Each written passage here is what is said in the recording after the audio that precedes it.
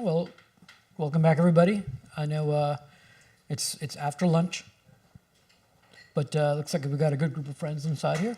We're going to have a good panel, a little educational panel about C2PA in the world of AI and whatnot. And we're really not going to touch AI too much. We just want to talk about content protection and provenance in the era of AI. Before we get into actually some of the questions, I just wanted to kind of show you quickly, doing some research, what is or who is in C2PA. There's a lot of conversations about other paradigms about doing content provenance, but when you look at this list of the membership for C2PA, you've got your major steering committee members, the general membership, and then you look at the partners and the contributing members, and that list just goes on forever. I mean, we're only in the C's and D's, and right here we've got two friends in the audience who are in here, Ivan and EZDRM, they're in the audience and on stage.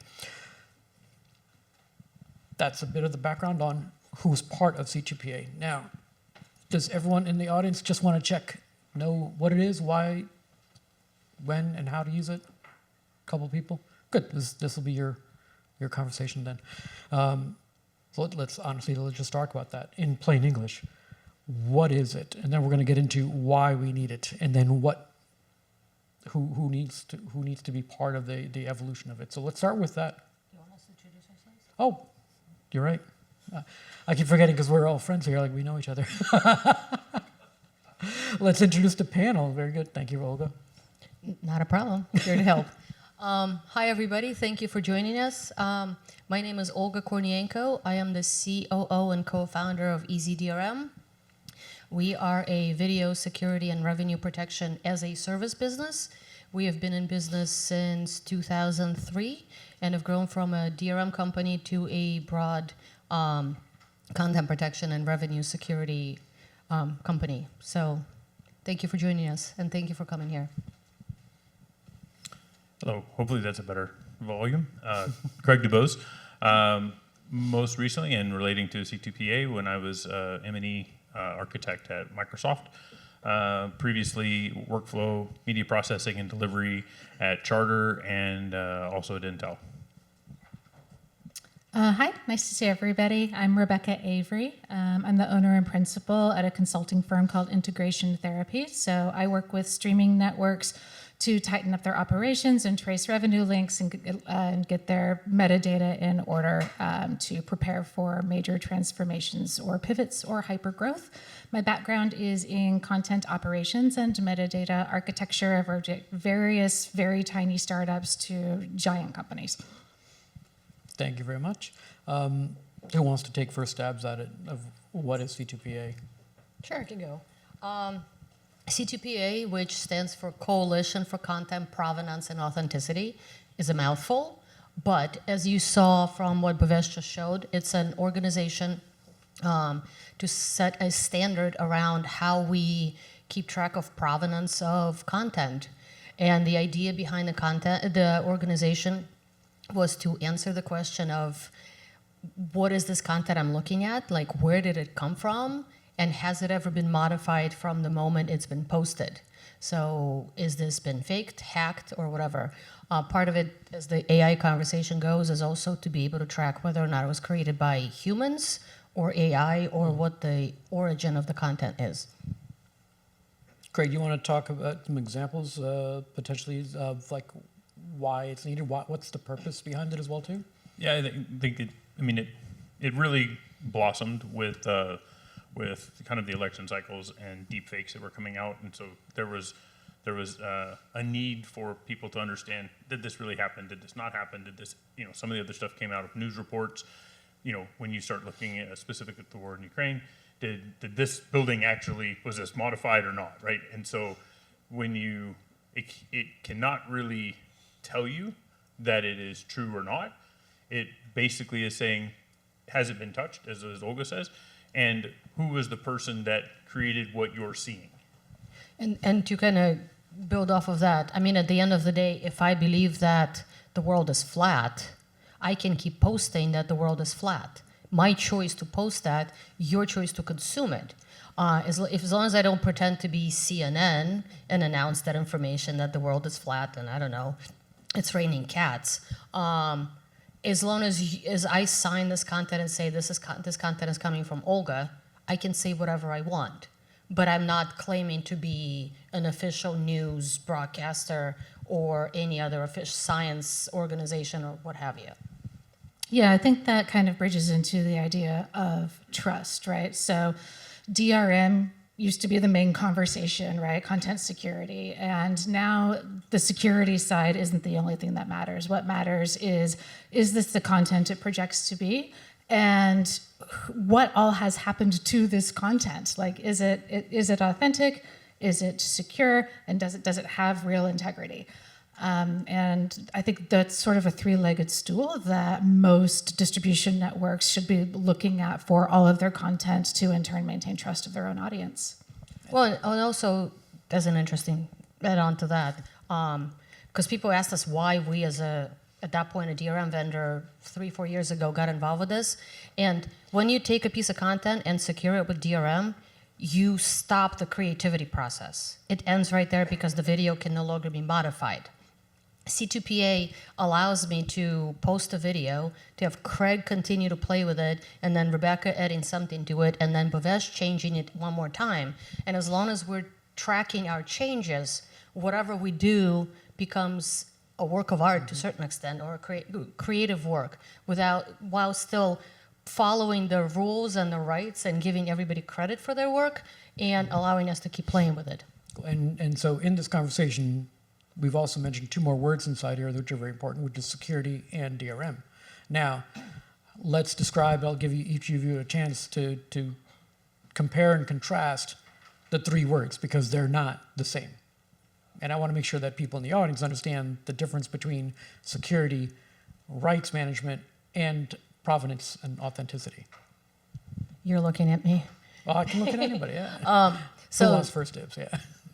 I guess DRM is digital rights management. We all understand that, but it's basically the set of rules of how you interact with the content. So as we all use a streaming service, we get the rights to view this piece of content. The part you don't see is this whole set of rules that say, yes, you can play this. Yes, you can cast it. No, you can't attach a monitor to the device you're watching it on, and so on and so on and so forth. And it's that set of rules that is set by DRM, or the DRM conveys. So I'll differ a little. Hopefully most of the people in this room know what DRM is, but I've had to explain that to many, many people through over many, many years of what actually all encompasses DRM, as you're talking about, those individual protections that it enables. All of that falls under just a general security posture. I think some other places are saying, I think somebody up in one of the sessions this morning said that it's a moving target constantly.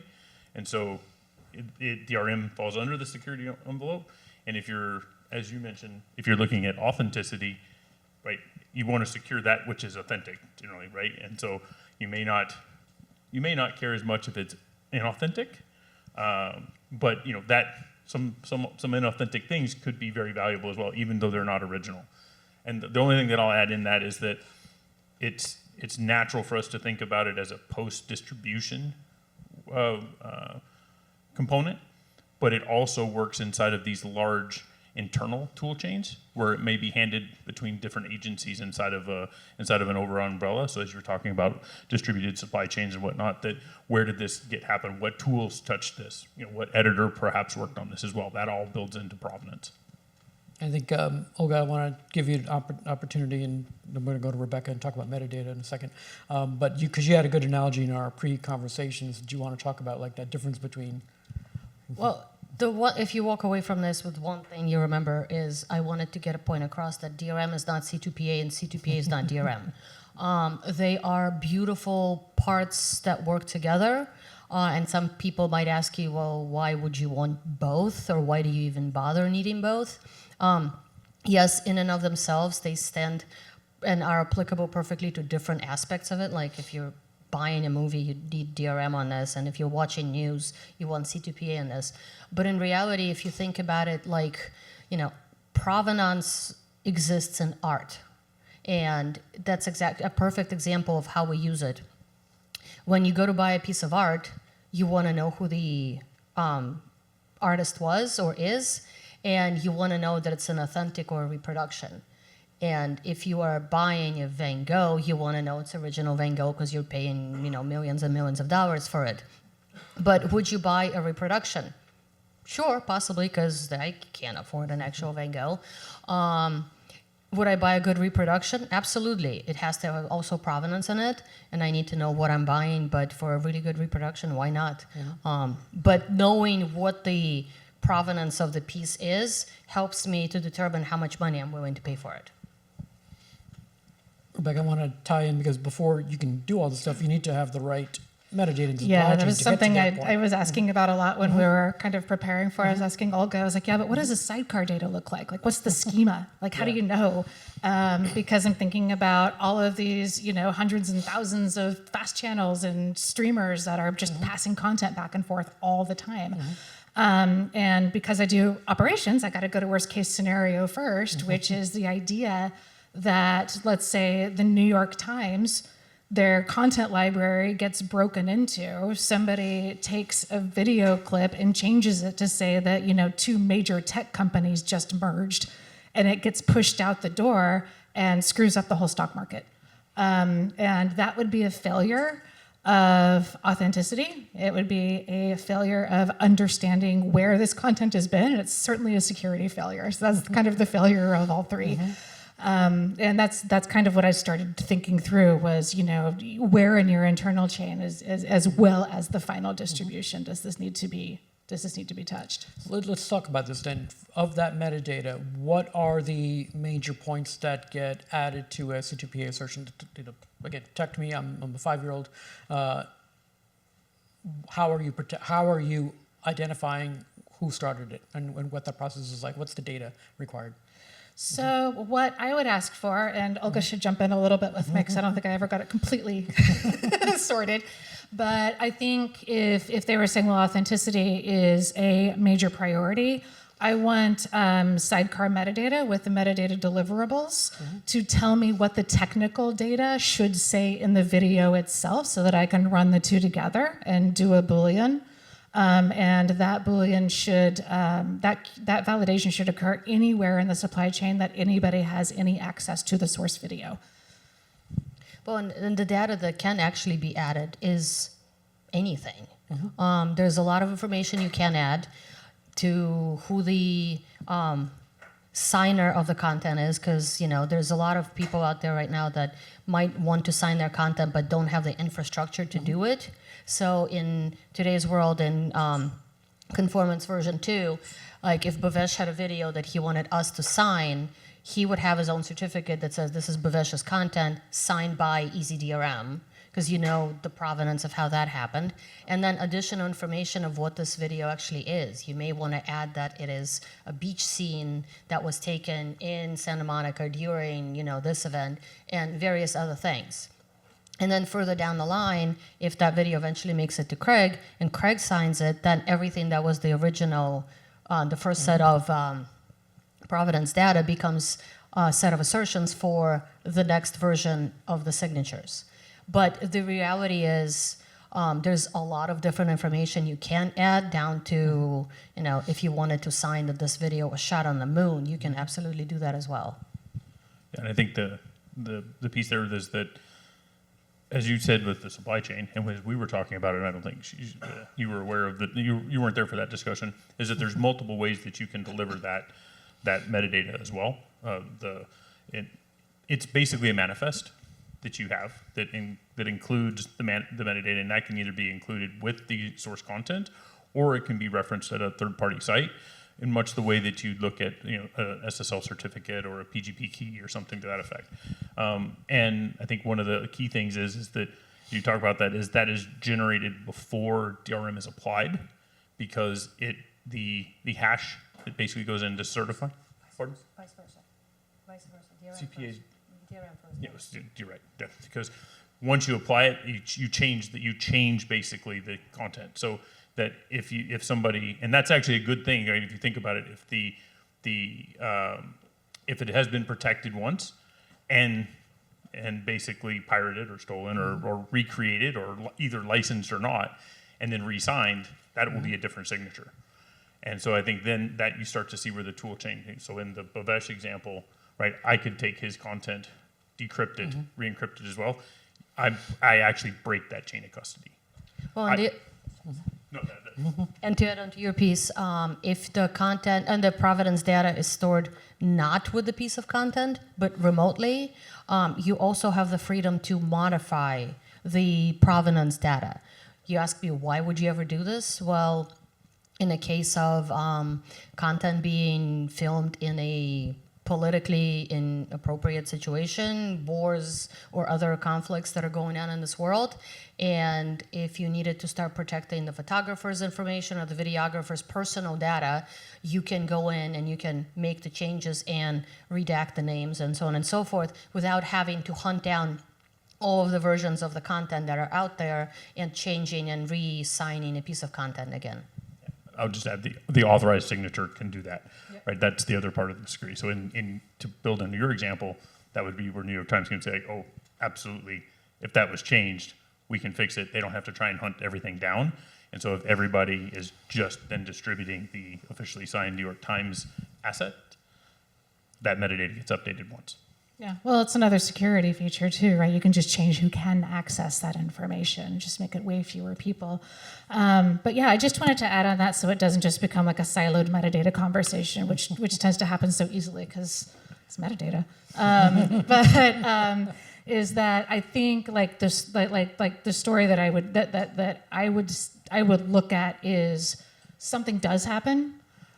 Whose job is it to defend the company now when something did happen? In this case, probably legal. So that's actually where I would start, is by going to legal and saying, hey, the worst possible thing happened. There were multiple failures.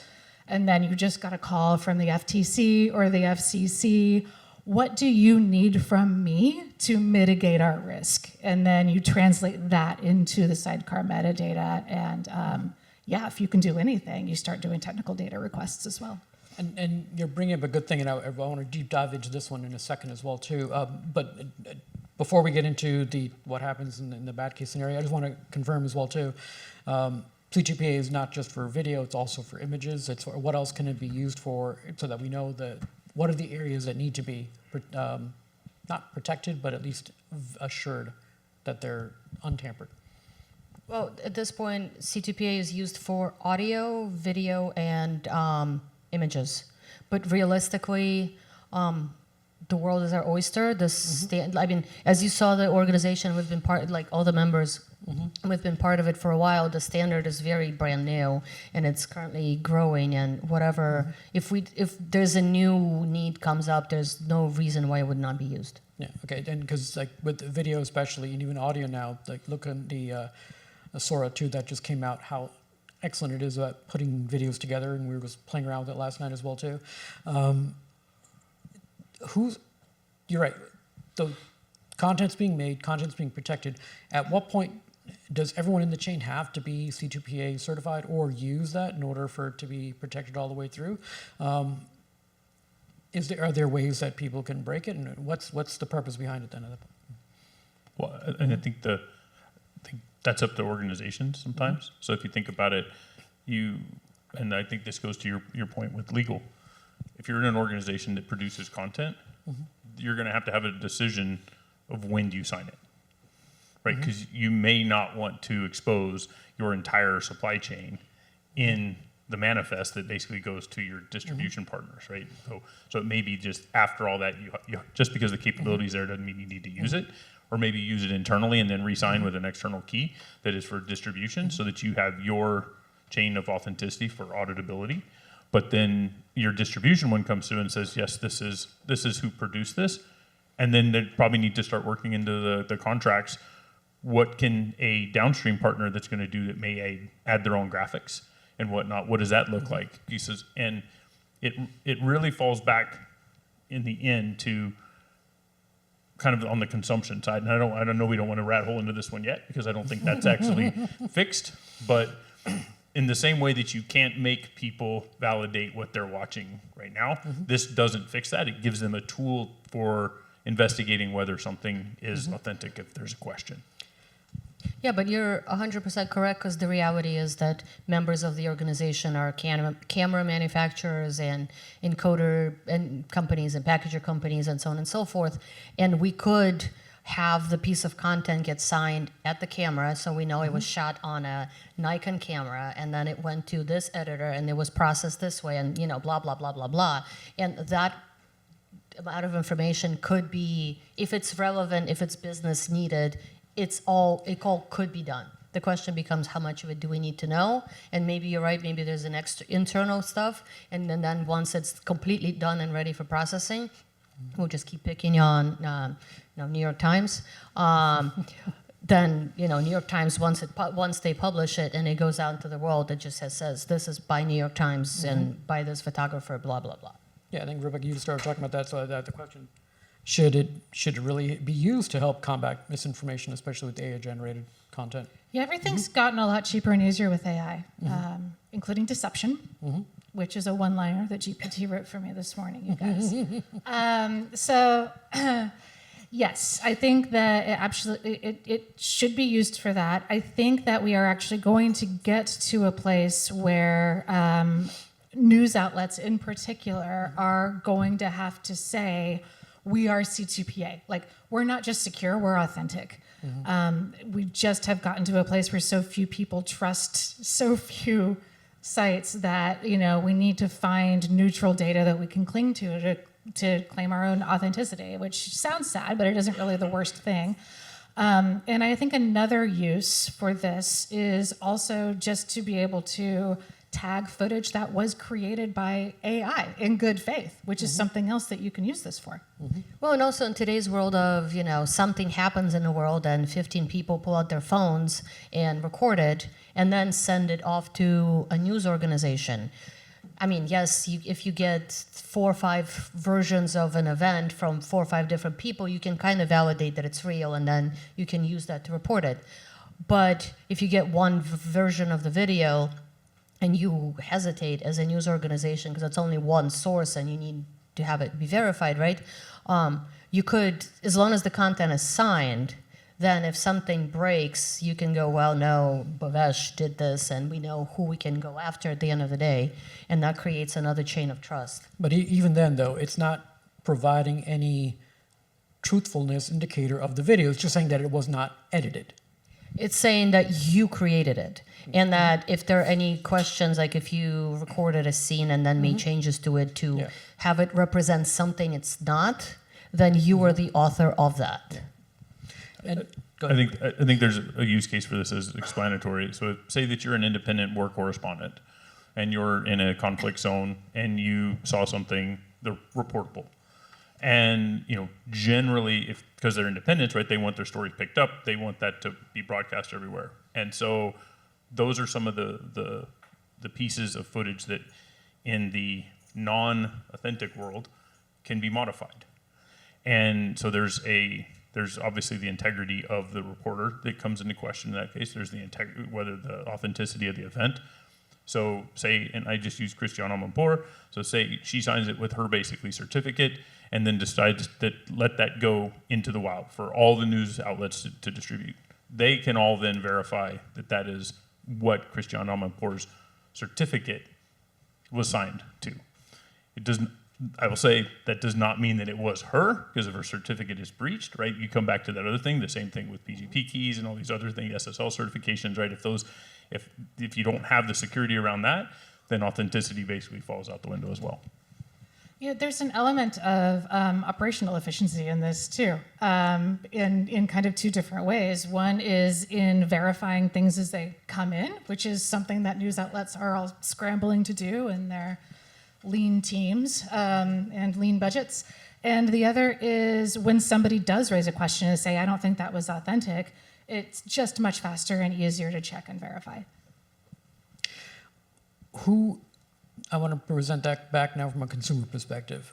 Should the consumer be verifying this stuff? I don't think it's knowledgeable about the fact that it's out there right now. How do you drive business adaptation for it? Does it come from the businesses saying that they want to protect themselves, or does it come from the consumers and the viewers, like we have in our browsers, SSL checks, things like that, that can also validate images that we see and videos that we see? Where does that start? I think it's so. Up until we prep for this panel, I actually believe that the consumer should be driving this. But as the more we talked, I actually think it's probably a double-edged sword. Like, unlike all the other content protection security stuff that we do, which comes from the rights holders, because rights holders want to protect their rights and make sure that revenue is not stolen or what have you. As a consumer, I want to be able to answer the question of what am I looking for, and is it real and legit, and has it been modified? But I also do think that broadcasters, as well as, I mean, the C2PA can be applied to brand and image identity and protecting your own brand. You want to also sign this content and say, yes, this town hall is what the CEO said, or this piece of news is what actually happened, or at least what we saw happen and not modified, to kind of force the consumer to get used to it. But on the flip side, as a consumer, you should be aware and look at the content and go, well, this doesn't have a signature. I don't know if I can believe any of this. And I know you had one of the comments, Rebecca, was about a stockholder and a CEO talking as well, too, if you want to talk about that example of where things go wrong. Are you talking about on the consumer side? As from the stockholder perspective, if somebody is altering a video from the Yeah, it's worse than an individual stockholder, right? That can have huge implications. So I do actually see the lion's share of this responsibility going to the people who are distributing the content. I think it is a no-brainer insurance play for them. As far as what should happen on the consumer side, I don't know if there's a world where you can choose to watch verified versus unverified video, but I think that I honestly feel like the existing security measures some consumers are already struggling with a little bit, just in logistics of figuring out how to use it and to really understand what it all means, right? We're talking about three very different things just in this conversation. It's hard. And I think we had a really good conversation about this, where the pull or push comes from for this. I tend to think that in a lot of ways, the way that SSL tended to evolve was that it tends to be the inter-institution links that they come through, because they're the ones that tend to have the brand to protect. And so, if you think of like the bank basically pushed out SSL encryption, right? Because they didn't want to deal with fraud anymore, right? Because their customers were complaining to the bank, right? So they're skipping through this. And so if you start thinking of the distributed supply chains and whatnot, that they want to know that they're not redistributing something that was checked. And so that's where I think their risk is. And the one we were talking about with, like, if you think of an earnings call, if you think of how quickly things happen now, that if somebody misspoke, or if it's changed in audio of what was said in an earnings call, or the betting, if somebody's talking about that, and you look at it and something was edited, then that's where some risk starts to come back. But it still comes back to whether people will validate. Just because the tool's there doesn't mean that people will validate the information. Right. I don't think people know enough to care yet that it's even out there, so they just believe whatever's out there for now. I think care comes before knowledge. Mm-hmm. And I think that's what we're pointing to, is that the knowledge of this is actually difficult, right? If you roll that into the stack, that if it comes under a security posture, and we all have to go through security training all the time. Yeah. If you roll into that and you say this is another thing that you add on, I think your idea of fatigue is real. Yeah, people are starting to care a little bit. They're starting to care if they're seeing fake stuff on TikTok like all the time. And they're getting a little bit cynical about it, but I think that anything that happens at the consumer level is going to have to be low or no effort. Nobody's trying to add more to do. So I want to go back to your push-pull comment for a second. And so if it is more of a push that you've got to start doing it, what are the benefits or the business drivers then to help establish C2PA for content owners? Is it just reputation risk, or is there a profit or revenue to be made? Well, if we look at the town halls and anything having to do with brand identity, part of it is reputation, but that also obviously drives security, drives revenue. Because if I no longer trust what's coming out of the mouth of a company, would I buy their product? Like you can take a simple piece of content and make somebody a racist, a bigot, pick your poison. And like just like we've seen what happened recently when Disney put a pause on Jimmy Kimmel, people started to unsubscribe from them drastically and pretty quickly. And consumers demanded to have a TV show put back on air. Right now, I feel like, especially with the younger generations, they are involved exactly in that same way, where they say, we don't like this, we will no longer support this company, and walk away from it. And that's how you can lose your image, you can lose profits, and knowing that the content that is actually coming out of the mouth of a CEO or anybody who works for a company is real or not is very, very important. Yeah, brand trust. People crave authenticity. They want to know that what they're watching is real, and it doesn't have to be about two companies merging or whether or not a fake war started. It could be really just about anything. I think another big driver is going to be revenue protection.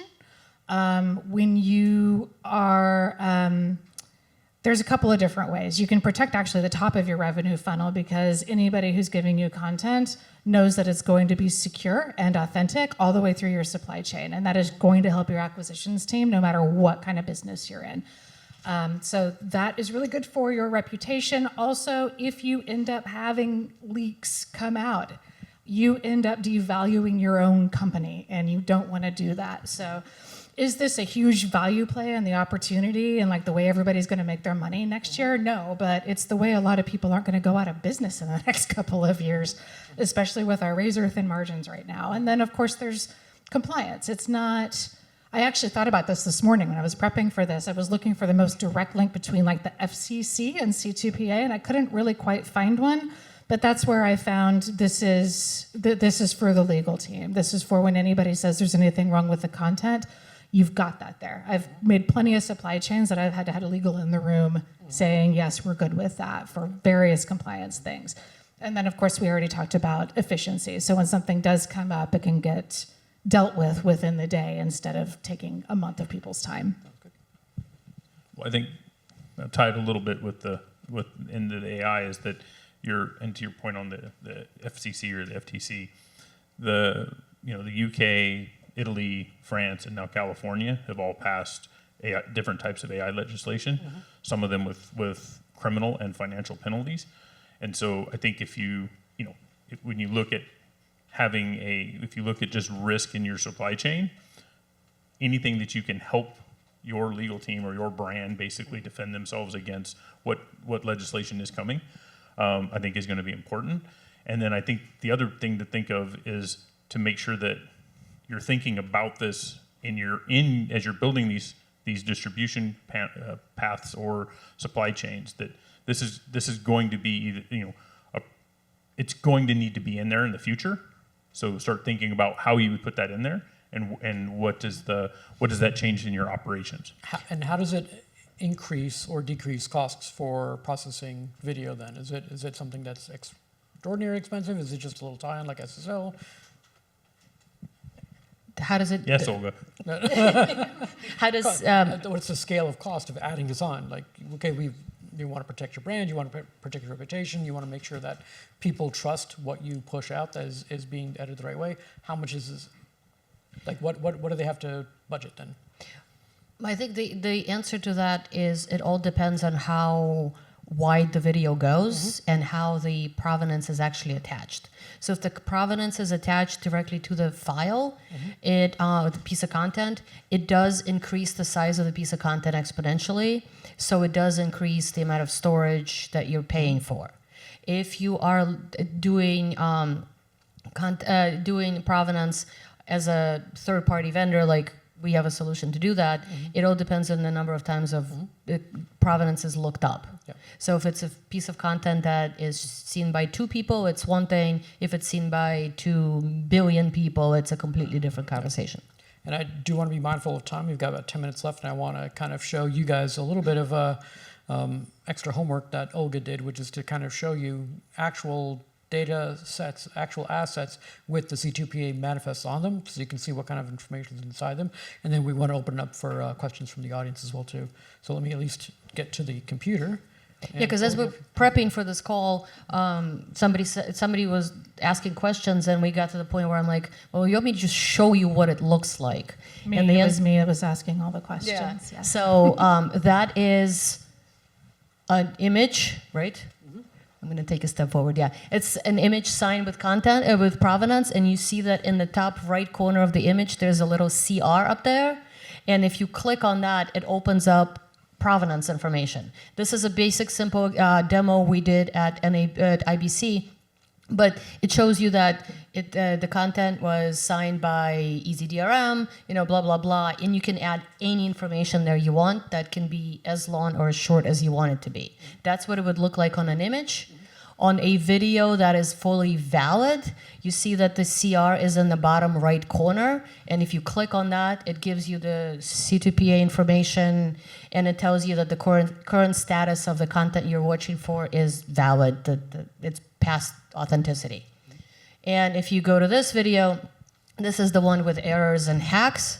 Yet again, this is the way we've implemented it. If you see it, look at the play line, you see that there are pieces that are in red, and the little red box above says that the content within those frames might have been modified, and everything else that's in blue is valid. That's why it says that current status of the certificate that it passed, because what we're currently looking at is valid, but the pieces in red might have been modified. And we don't know what that modification is. It could have been somebody played around with color and highlighting, or it could have been physical modifying frames and changing yeses to nos and so on and so forth.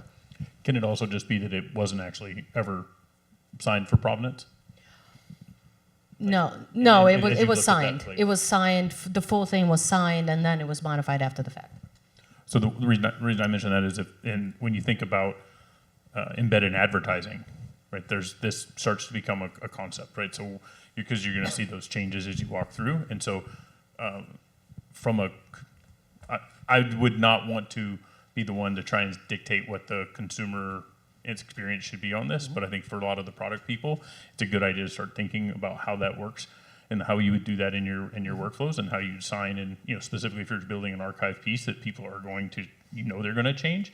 And that's why the ecosystem, I think, is really important, because there are people in that ecosystem that are thinking about that. Sounds good. Any, I was just going to say, Craig, you kind of blew my mind a couple of minutes ago, and because it dawned on me for the very first time that this isn't just for media workflows. This could be used with any data workflow. So, I'm here in California. I have already had to change the language in my consulting contracts to accommodate the AI laws that are hitting in January. And I have already been thinking about how do I authenticate what I'm doing with that data, and whether or not this is that exact solution, or there's something that's a little more smaller scale. interesting. It really makes it interesting. Very cool. Yeah, I think as Olga was saying, is there's no reason this can't be a PDF as well, right? I mean that's the type of thing. So when you look at documents and whatnot, so it can be applied to all of media. Yeah, it's That's basically news here. You heard it here first. Look at that. It's it basically all depends on what the industry is going to demand and where we find applicable solutions for it. But the standard is fairly new in the world of standards, and it is growing. So I don't know why business analytics wouldn't be coming after it. Audience folks, this has been a great conversation from these three at least, and you can tell they've been chatting for a while and they're friends, and so it was going back and forth. Are there questions out there about how to implement or use? Yeah. So there was already raised a question about what about signing PDFs, and I guess, and pardon my ignorance, right? Maybe I'm wrong. I'm looking at this task, the whole problem space, and it seems like if you look at the text-based media that's existed for a long time, there have been tool sets to sign and establish provenance of that for quite a while. There were features of adding signatures in email clients, signing PDFs, and all of that. And I don't actually see a lot of penetration in that in the market. Going back to your New York Times example, most of the content that New York Times stores is text, not video or audio. So what makes you guys think that this attempt is going to be more successful than like GPG signature and email signatures? I'll start. One, the implementations of stuff like when you start to sign stuff with your own private key versus public key distribution, even though email clients have satisfied it forever, has been pretty much only adopted by the extreme technology adopters, right? I mean, it's truly like the geekiest of geek technologies, right? If somebody's like, hey, here's my GPG key and their email signature. I think the real reason is because there's reputational risk now for the altering of some of this content. And I think that if it's different when you look at attribution in a written form versus what people see. And so I think it's much harder just naturally to say, this is the commentary that goes along, like, oh, by the way, we're receiving this from this person, it went through this workflow, this is that. That's very hard to put into an attribution, unlike it's very easy to quote, as cited by New York Times on this, published by this date. People can validate that in a lot of other ways. That's much harder to do with a purely digital asset. Yeah, the workflows that I'm thinking through involve ChatGPT, Gemini, Airtable, Drive, and the things that I need to do, like anonymize data, delete data after a certain amount of time. Having some kind of a third-party neutral tool that says, I saw her do this, and this is what happened on this date before it went there, would be my legal mitigation. Well, and I also naively, genuinely hope that we get to a place where, as AI is looking at content in general, it looks at provenance and says, yes, this has been created by blah, blah, and I'll use it, but also looks at maybe an assertion that says, do not use for model training.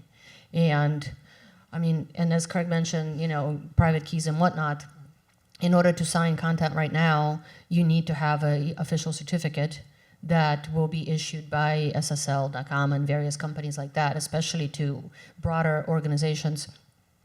And this is being taken very seriously, especially, with the elections coming up in various countries and whatnots. This technology is being looked at very seriously because the founding parents, if you will, are BBC, Adobe, and Microsoft. And the hope is to actually put this technology to really good use. You had a question as well, too? And I think the other thing I'll ask on a difference in that is that the burden in a lot of those previous ones was on the consumer, right? And I think a lot of this is being looked at as the distribution and supply producer side. So I mean, it used to be okay to just say copyright, blah blah blah, all rights reserved. Not necessarily enforceable by everybody, but I think that was we're in a changing world, and I think a lot of that is the conversion from analog to digital, the pure digital assets. Great. Hi, thanks for being here. And my name is Dion. I'm building cryptographically signed usage receipts, and that turn operational metadata into settlement grade proof. So my question is, you mentioned sidecar metadata, and we all agree it carries the what and the when. But in your experience, which signal is the signal, if there's one, that would, be the authoritative proof to pay on? So which one is real? Yeah, yeah. I mean, both. This is one of those both. So I would put it through a validator that says, here's the data that's in the video. Does it match the data that's in the sidecar? If those all match, whatever those need to be, depending on the use case and what the user needs, then it passes. If it doesn't, it's a hard error, and somebody has to go investigate it. Can you do that in milliseconds in the live stream? Can you on this? You can on most. Well, you say in milliseconds on a live stream. This is intended for end consumers.